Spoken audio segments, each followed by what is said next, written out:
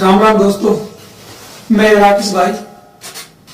आज मैं आपको कुछ ऐसी जानकारी दूंगा जो आपको डॉक्टर के पास जाने की जरूरत ही नहीं पड़ेगी। छोटी छोटी बीमारियां कभी कभी वो भयानक रूप ले लेती है, उन्हीं के बारे में बताऊंगा। जैसे एक छोटा सा प्रयोग ही है। मान लो किसी व्यक्ति को हिचकी आती हो, तो हिचकी में क्या करें? हिचकी में आप ये करें, सबसे पहले आप पुदीने की 2 पत्तियां ले लो, उसमें थोड़ी सी बूरा उसको मिला करके और उसको चबा लो, हिचकी तुरंत बंद हो जाएगी। दूसरा प्रयोग ये करें कि थोड़ा सा सौंठ ले लो, सूखी अदरक, थोड़ा सौंठ लेकर के उसमें आप थोड़ा सा गुड़ मिला लो, थोड़ा सा सौंठ, चुटकी भर सौंठ और थोड़ा सा चुटकी भर गुड़ और 3 चम्मच पानी में उसको मिला लो। और 3 चम्मच पानी में आप मिलाओगे और उस पानी को छान लो और उसकी 2 बूंद दोनों नथुनों में डाल दो, हिचकी बंद हो जाएगी। ये प्रयोग जिन व्यक्तियों को 12-12 दिन तक हिचकी बंद नहीं हो रही है, उनको भी सही लगा, उनको भी आराम मिला। ये हिचकी का प्रयोग था। और मैं हिचकी का प्रयोग बताता हूं। सीतोपलादी चूर्ण 20 ग्राम, निर्गुंडी के बीज 10 ग्राम, दोनों को अलग अलग पीस कर आपस में मिला लो। एक छोटा चम्मच गुनगुने जल के साथ दिन में 3 बार इस्तेमाल करें। पहले ही दिन से हिचकी बंद होना शुरू हो जाएगी, 2 दिन में बिल्कुल बंद हो जाएगी। ये भी हिचकी का फार्मूला था। अभी पत्ती कर चूर्ण 20 ग्राम, सोडा बाइकार्ब 10 ग्राम, दोनों को मिला लो। अब इसकी आधे से पौना चम्मच भोजन के 1 घंटे बाद ले, ताजा पानी से। जो बार बार तेज डकार आती है और आवाज वाली आती है, वो बंद हो जाएंगी। उसके बाद मयूर पंख, मोर की पंख का जो आगे वाला जो चंदा होता है, उसको काट के उसको जलाकर भस्म बना लो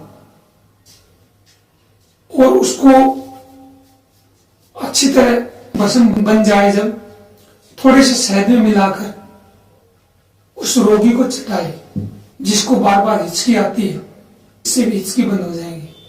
और एक सामान्य सिंपल प्रयोग बताता हूं। आप श्वास को पूरा भरें। कैसे? कुछ देर कुंभक करें। कुंभक मतलब श्वास को रोकना। ऐसे नाक बंद कर लो जितनी आपकी कैपेसिटी है उतनी देर, और अंदर से आपका जो डायफ्राम वो खुलेगा। और 1 से 2 बार इस प्रयोग को करो, आपकी हिचकी आना बंद हो जाएगा। इसके साथ ही एक प्रयोग और बताता हूं मैं। वो प्रयोग क्या है? गेहूं की एलर्जी। आपने देखा होगा किसी किसी को डॉक्टर बोल देते कि गेहूं की एलर्जी है। अब गेहूं की एलर्जी हो तो क्या करें? क्योंकि कहीं भी हम जाएंगे, होटल में जाएंगे, किसी के घर में जाएंगे या कहीं भी जाएंगे, गेहूं की चपाती तो खाना ही पड़ेगा। कुछ भी लगा लो, गेहूं का दलिया, गेहूं की चपाती या और कुछ, तो वो तो खाना ही पड़ेगा। क्या करें? हम कैसे उससे दूर रह सकते हैं और कैसे उसका इस्तेमाल करें? तो गेहूं की एलर्जी गेहूं से भी ठीक होती है। कैसे ठीक होती है? मान लो आपने 1 किलो आटा लिया गेहूं का, अब उसमें 5वां या 6ठा भाग बेसन का आटा डाल दिया और थोड़ा सा उसमें हींग डाल दी, थोड़ी सी उसमें अजवाइन डाल दी, थोड़ा सा उसमें चुटकी भर या थोड़ा सा सेंधा नमक डाल दिया और थोड़ा सा घी, 4 से 5 चम्मच, छोटी चम्मच, टीस्पून, और उसको मिला करके आटा गूंथो। फिर चाहे रोटी बनाओ चाहे पराठे बनाओ, इससे गेहूं की एलर्जी नहीं होगी, गेहूं भी खाया जाएगा और एलर्जी भी नहीं होगी। है ना कितनी अच्छी बात। एक और बिल्कुल आसान सा प्रयोग बताता हूं। दस्त लगना, आसान टिप्स है, इसको हम घर में कर सकते हैं। यदि किसी भाई बहन को कभी कभार पेट में कुछ खराबी हो जाती है, इंडाइजेशन की वजह से उसको पेचिश लग जाते हैं, और हम चाहते हैं कि हम किसी डॉक्टर के पास न जाए, कोई अंग्रेजी दवाई न ले और ऐसे कि ऐसे हम ठीक हो जाए, तो क्या करें भाई? इसका सीधा सिंपल फार्मूला है। वो क्या है? आप आधा कप दूध ले लो, कच्चा दूध, उसमें आधा नींबू निचोड़ दो और तुरंत हिला करके उसको पी लो। 5 मिनट आराम करो, सीधा लेट कर शवासन में, तो आप यकीन मानिए आपको दूसरी डोज की जरूरत नहीं पड़ेगी। एक ही बार में कैसा भी दस्त हो बिल्कुल ठीक हो जाएगा। इसका प्रयोग करें, तो ये आम बात है। दूसरा इसका प्रयोग दस्त का, उसमें यदि किसी को दस्त लग जाए, आप 1 चम्मच जीरा कच्चा चबा लो और पानी पी लो, तो 1 या 2 बार में दस्त बिल्कुल ठीक हो जाएंगे।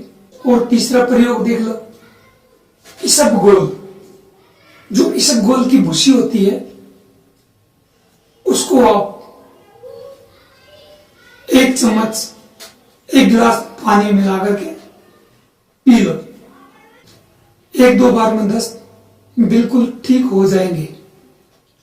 आप प्रयोग करके तो देखिए। आप सोचेंगे कि क्या तरीका बता दिया मेरे को इतनी अच्छी तरह। अब कब्ज पे आते हैं। कब्ज में क्या करें? सबसे पहले संयमित खाना, संयमित आहार, संयम के साथ उसका प्रयोग करें। जब भूख लगे तभी खाए, नोट कर लो इस बात को। दूसरी, जब भी आप खाओ तो भोजन चबा चबा कर खाओ, क्योंकि दांतों का काम हमने दांतों से ही लेना है। हम बड़े बड़े निवाले खा लेंगे और वो हमारी आंतों में चला गया तो क्या होगा?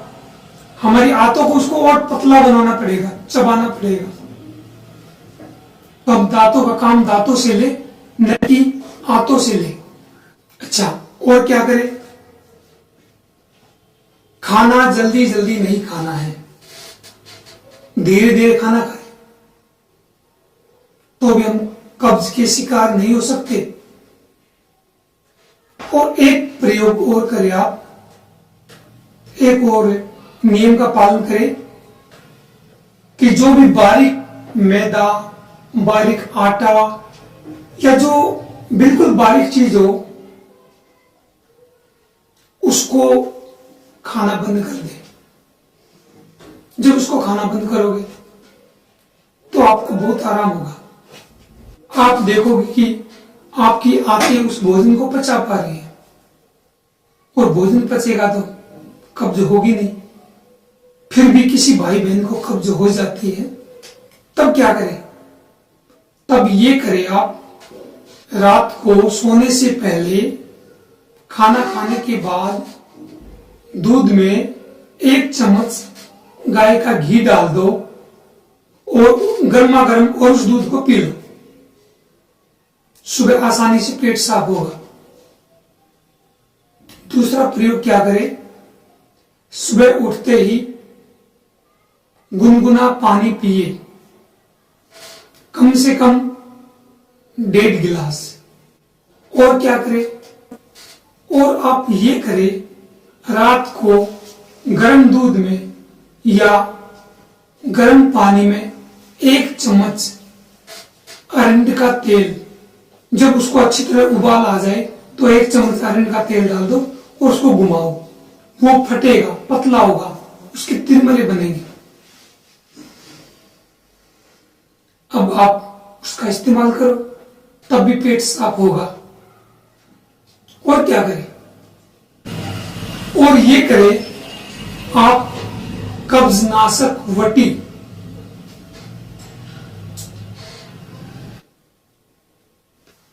जो हमारे पास अवेलेबल है।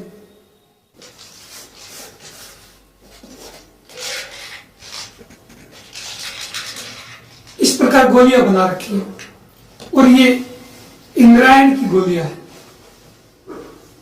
जिसको हम हरियाणा में देसी भाषा में गुड़ुम्बा बोलते हैं, गुड़दुम्बा बोलते हैं। इसको और प्रयोग करें। इसी के साथ आप इनका प्रयोग करो, आपको फायदा होगा। राम राम, जय माता जी की।